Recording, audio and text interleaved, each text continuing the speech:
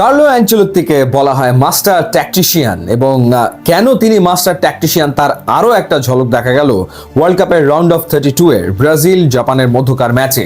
First হাফে Japan 1 গোলে এগিয়ে, সেকেন্ড হাফে ব্রাজিল ট্রিমেন্ডাস প্রেসারে খেলায় ফিরতে খেলায় জিততে তাদেরকে গোল করতে হবে এবং সেকেন্ড হাফে কার্লো অ্যানচেলত্তি প্রথম যে চেঞ্জটা করলেন, পাকেতার পরিবর্তে মাঠে নামালেন ইয়াং এনরিককে এবং দ্বিতীয় যে চেঞ্জটা করলেন কুনিয়ার পরিবর্তে মাঠে নামালেন মার্তিনেল্লিকে।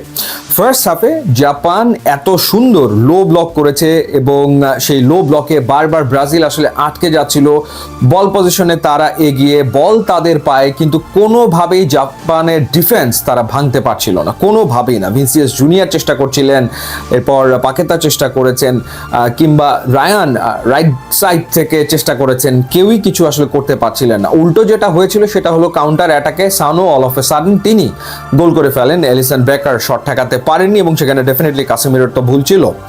সেকেন্ড হাফে গিয়ে তারা তাদের খেলার স্টাইলে পরিবর্তন আনে এবং ডেফিনেটলি সেটা তো অ্যানচেলত্তির ট্যাকটিক্স। লং বলে খেলা শুরু করো, অর্থাৎ থ্রু পাস দিয়ে হচ্ছে না, তাহলে কি করার, লং বলে খেলা শুরু করো, ডিবক্সের ভেতরে বল ফেলা শুরু করো এবং এই ট্যাকটিক্স অ্যাপ্লাই করে কিন্তু ব্রাজিল সফল হলো।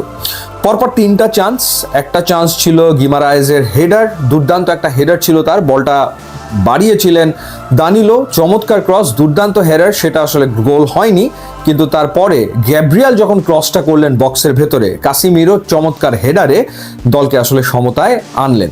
সো এই যে খেলার স্টাইলে পরিবর্তন করে ফেলাটা, জাপানের যে লো ব্লক, তাদের যে জোনাল মার্কিং, সেটাকে ভাঙতে গেলে আসলে লম্বা বলে খেলতে হবে, ক্রস করতে হবে ডিবক্সের ভেতরে, সেটা ব্রাজিল করা শুরু করে এবং লিটারালি সেকেন্ড হাফে গিয়ে ব্রাজিলের মতো খেলা শুরু করে এবং যে গোলটা হয়েছে মার্তিনেল্লি শেষ মুহূর্তে, অর্থাৎ শেষ বাঁশি বাজার একটু আগে, সেই গোলটাও তৈরি করে দিয়েছেন গিমারায়েজ। অসাধারণ খেলেছেন এই ম্যাচে। শুধু এই ম্যাচে না, আমার মনে হয় যে গ্রুপ পর্বের 3টা ম্যাচ এবং এই ম্যাচ 4টা ম্যাচেই গিমারায়েজ অসাধারণ ফুটবল খেলেছেন। ওয়েল, ভিনিসিয়াস জুনিয়র ওয়ার্ল্ড কাপে তার 5ম গোলটা পেতেই পারতেন।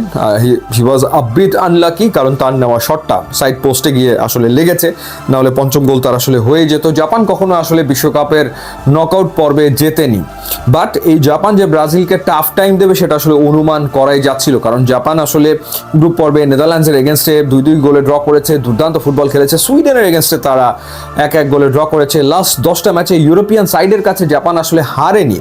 তো সেই কারণেই এটা অনুমান করাই যাচ্ছিল যে জাপান আসলে সহজে ছাড়বে না। সেই ক্ষেত্রে জাপানের ডিফেন্স ব্রাজিল আসলে কেমন করে ভাঙবে, সেই জায়গাটাতে অনেকে নেইমারের কথা চিন্তা করছিলেন যে নেইমারকে প্রয়োজন পড়বে, কিন্তু কার্লো অ্যানচেলত্তি তিনি আসলে এই প্রথম সেম 11 নামিয়েছেন। মানে সচরাচর তিনি আসলে সেম 11 নামান না, আনচেঞ্জড 11 নিয়ে তিনি খেলেন না, কিন্তু এবার তিনি খেলেছেন জাপানের এগেনস্টে এবং তারপরে যে চেঞ্জগুলো তিনি করেছেন সেই চেঞ্জগুলো ফলপ্রসূ হয়েছে।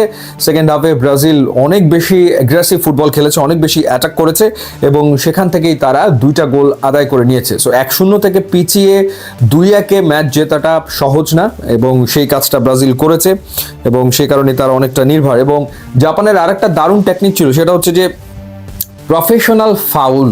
তারা সব মিলিয়ে 13টা ফাউল করেছে এবং প্রত্যেকটা ফাউল এমন সময় যখন আসলে ব্রাজিল প্রেস করছে, ব্রাজিল ভেতরে ঢোকা শুরু করবে, ঠিক ওই মুহূর্তে ফাউল। সো এরকম 13টা ফাউল করেছে, যেটাও আসলে তাদের জাপানের একটা ট্যাকটিক্স ছিল। সো জাপানের এটাই টেকনিক ছিল যে তারা ডিফেন্সটা দুর্দান্ত করে যাবে, লো ব্লক ক্রিয়েট করবে এবং ট্রানজিশনাল যে ফেজ আসবে, ট্রানজিশনালে তারা এত দ্রুত আসবে, সেখান থেকে তারা রেজাল্ট বের করবে, যেমনটা তারা করেছিল ফার্স্ট হাফে, কিন্তু সেটা আসলে সেকেন্ড হাফে তারা আর করে উঠতে পারেনি। সো ব্রাজিল চলে গেল রাউন্ড অফ 16-এ। এখন রাউন্ড অফ 16-এ তারা মুখোমুখি হবে নরওয়ে এবং আইভরি কোস্টের মধ্যকার ম্যাচে যেই দল জিতবে সেই দলের। সো দেখার ব্যাপার যে সেই ম্যাচে ব্রাজিল কেমন করে, বাট ইনজুরি একটা বড় কনসার্ন হয়ে যাচ্ছে ব্রাজিলের জন্য। Neymar is not fully fit, সেটা তো বোঝাই যাচ্ছে। রাফিনা নেই ইনজুরির কারণে। কাসিমিরো তিনিও আসলে আঘাত পেয়েছেন, সো নেক্সট ম্যাচে তিনি খেলতে পারবেন কিনা সেটা একটা ব্যাপার। সো সেই ক্ষেত্রে দেখার বিষয় যে কিভাবে ব্রাজিল নিজেদেরকে সেট করে for the next match. But Carlo Ancelotti master tactician, মানে রিয়াল মাদ্রিদে তিনি কত ম্যাচ জিতেছেন শেষ মুহূর্তের ম্যাজিকে, শেষ মুহূর্তে কোনো একটা ক্যারিশমা করে, শেষ মুহূর্তে কোনো একজন প্লেয়ারকে মাঠে নামিয়ে। সো যে ঘটনাটা রিয়াল মাদ্রিদে তিনি করে অভ্যস্ত, সেই ঘটনাটাই তিনি দেখালেন ব্রাজিল দলের কোচ হয়ে। ইউটিউব এবং ইনস্টাগ্রাম লিঙ্ক দেওয়া আছে, আপনারা যোগ দিলে খুবই খুশি হবো। And thanks for watching.